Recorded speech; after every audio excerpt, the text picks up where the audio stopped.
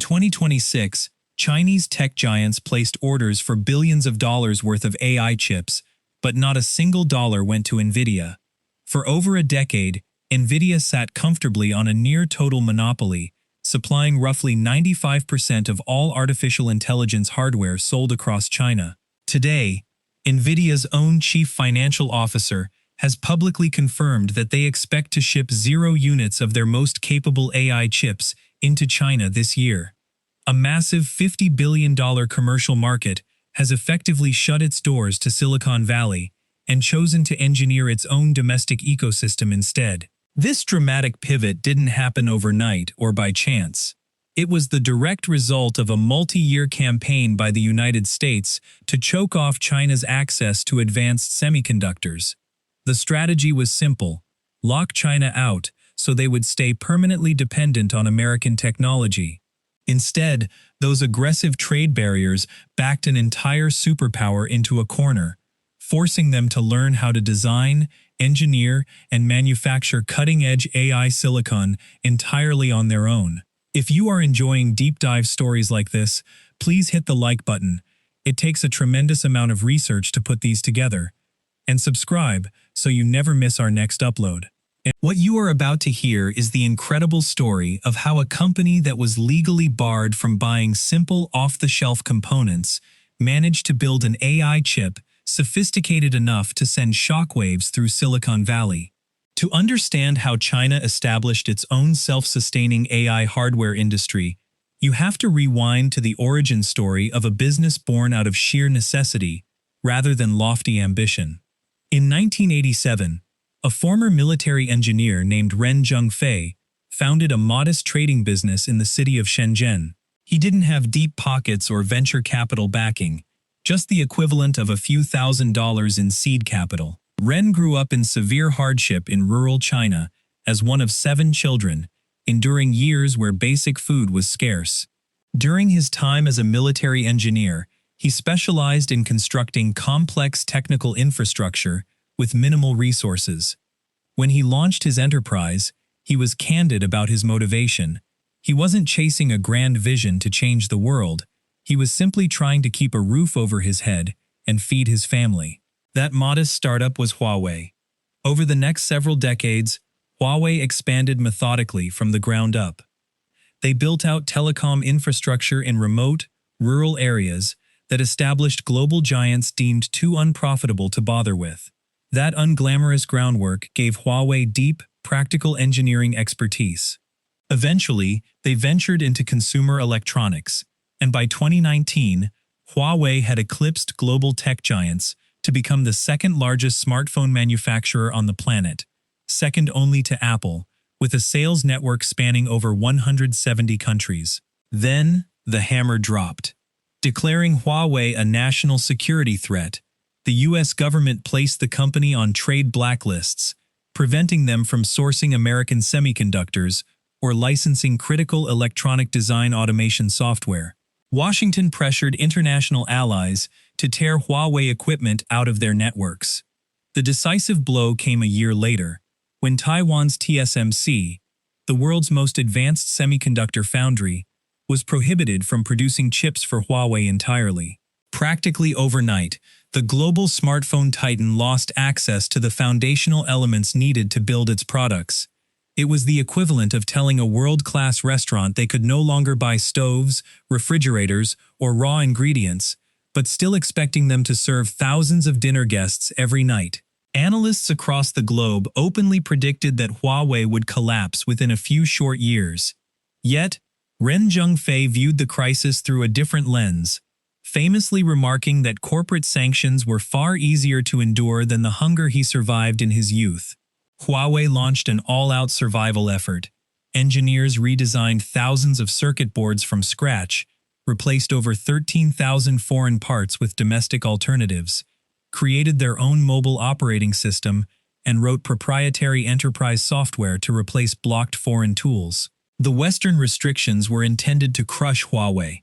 Instead, they acted as the catalyst that forced an entire nation to mobilize and build an independent semiconductor supply chain from the ground up. At the center of this national effort was a specialized chip design unit tucked inside Huawei called HiSilicon.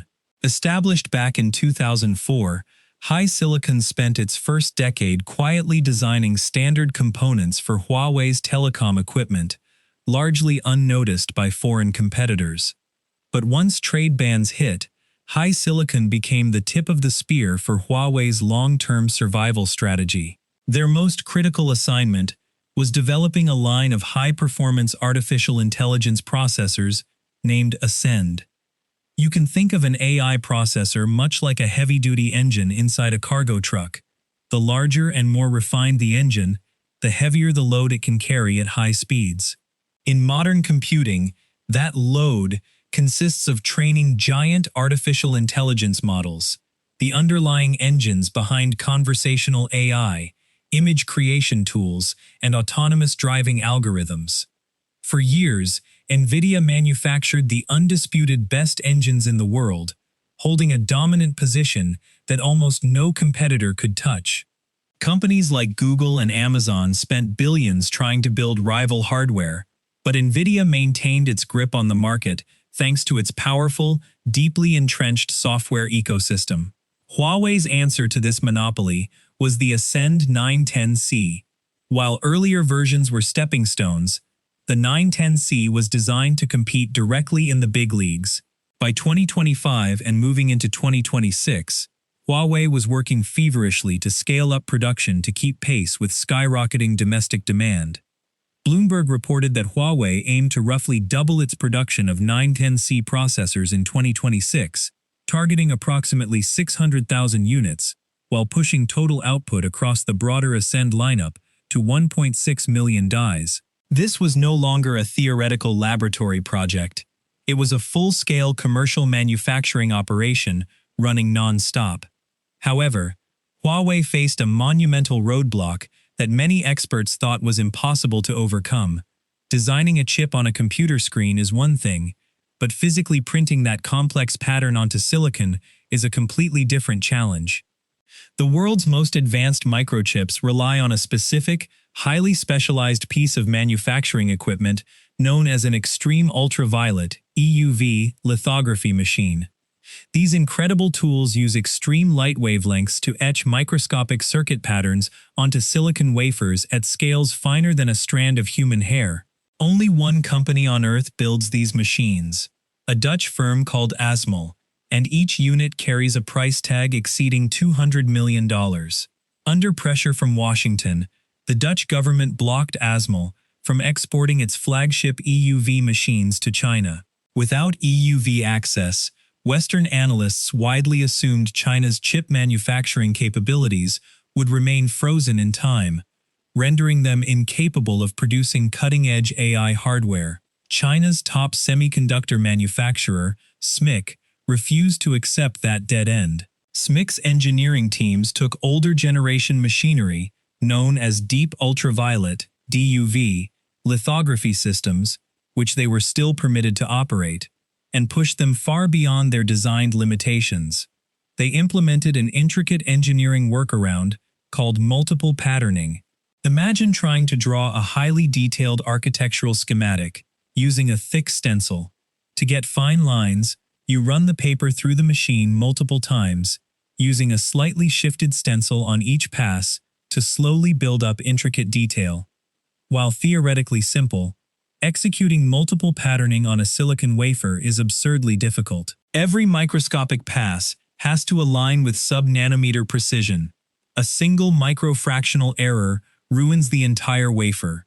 The technique is noticeably slower, far more expensive, and produces a drastically lower yield, meaning fewer working chips come off the line compared to standard production runs at foundries in Taiwan or South Korea. Industry reports estimated that SMIC's advanced multi-patterning yields hovered between 15% and 40%, whereas top global competitors routinely achieve yields over 90%. Under normal commercial conditions, throwing away over half your production run would cause a business to go bankrupt. But this was not a normal market. Backed by tens of billions of dollars from China's National Semiconductor Fund, SMIC treated the financial losses as a necessary cost of establishing a resilient, sanction-proof supply chain. By mid-2025, SMIC had successfully leveraged this multi-patterning method to manufacture functional 5-nanometer chips for Huawei's Ascend line, completely without EUV machinery. A former senior executive at TSMC later remarked to news outlets that it was simply impossible for foreign sanctions to permanently freeze a nation's technological progress, noting that extreme pressure inevitably breeds creative engineering adaptations. In April 2026, Huawei officially pulled back the curtain on its flagship AI hardware, the Ascend 950 PR.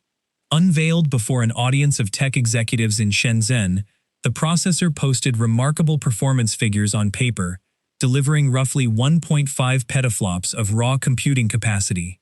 To put that into perspective, 1 petaflop represents 1 quadrillion mathematical operations per second, a number written as a 1 followed by 15 zeros. Paired with over 100 gigabytes of ultra-high-speed memory, the processor was engineered to process massive data streams without bottlenecking. Independent hardware analysts benchmarking the silicon confirmed that while the Ascend 950 PR does not outright outpace Nvidia's absolute top-tier, unrestricted global flagships, raw top speed isn't its primary selling point. Think of it less like a delicate supercar built to break track records and more like a heavy-duty commercial freight train that operates on schedule every single day without getting stopped at a customs checkpoint. For a Chinese technology firm building out critical AI infrastructure, a high-performing chip that is guaranteed to arrive on time is vastly more valuable than a slightly faster foreign chip that might be retroactively blocked by export regulators tomorrow. That reliability proved to be a decisive factor for China's largest internet companies. Alibaba and Tencent signed massive procurement agreements. ByteDance allocated more than $5.5 billion toward Huawei AI chips for its expanding data centers, and Baidu moved to integrate Ascend Silicon directly into its core infrastructure. Commenting on the shift, Semiconductor historian Chris Miller noted that ByteDance committing billions to Huawei hardware was more than a routine commercial purchase.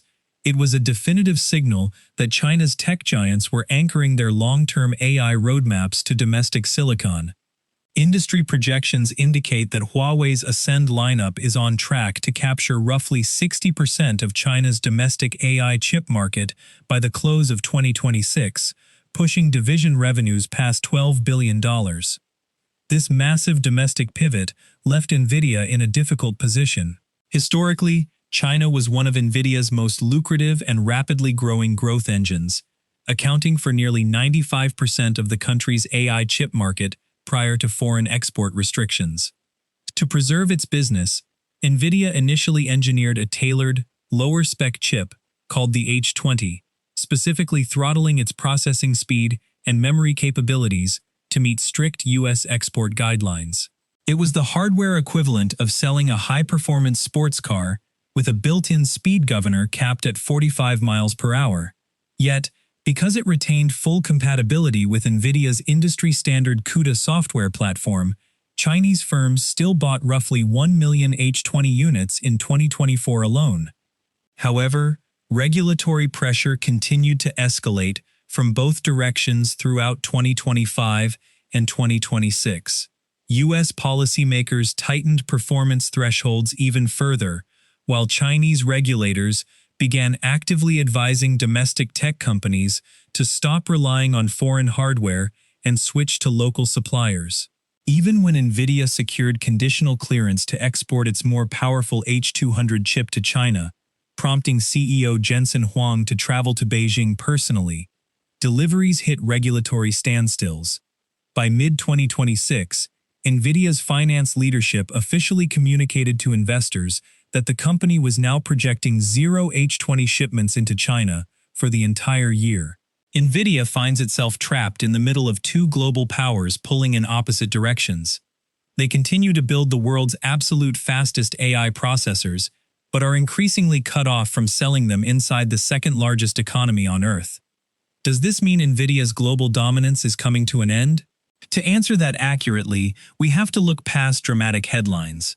Outside of China, Nvidia remains the undisputed juggernaut of the artificial intelligence boom, powering virtually every major frontier AI lab across North America, Europe, and allied nations.